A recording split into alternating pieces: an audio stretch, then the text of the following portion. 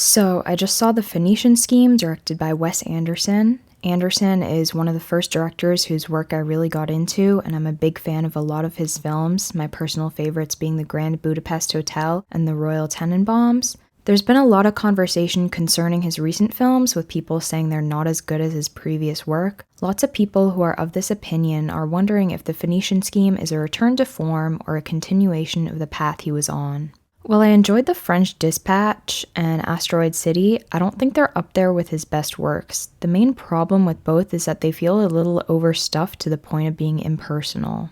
The French Dispatch is an anthology where we don't spend much time with a lot of the stories, and Asteroid City has a huge cast. The Phoenician Scheme, however, to its benefit, focuses on a way smaller set of characters. While there are a lot of appearances from side characters, the story mainly involves just three. A shady businessman father, played by Benicio del Toro, his nun daughter, played by Mia Threepleton, and their assistant, Michael Cera.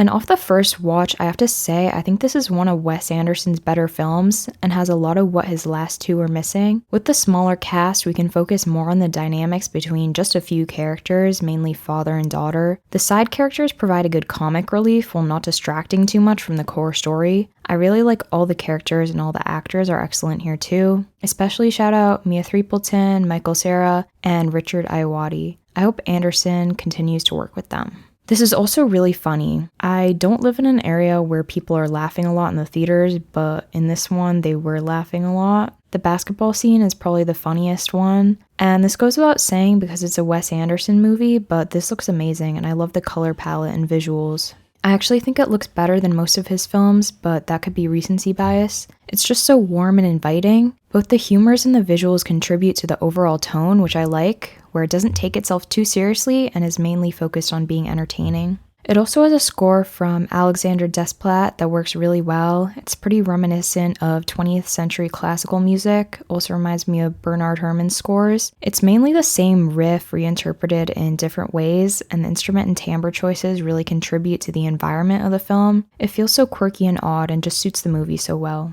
It's fairly short and went by super fast too. There's also just so much creative stuff. I'm not going to spoil anything, but there's some certain very cool black and white sequences here that surprised me storytelling wise. I think Wes Anderson has such a unique voice and no one else does it like him. I really appreciate him as a director. I really enjoyed this. I'd give it an 8 out of 10 for now. I'll definitely see it again, and it could be higher on a rewatch.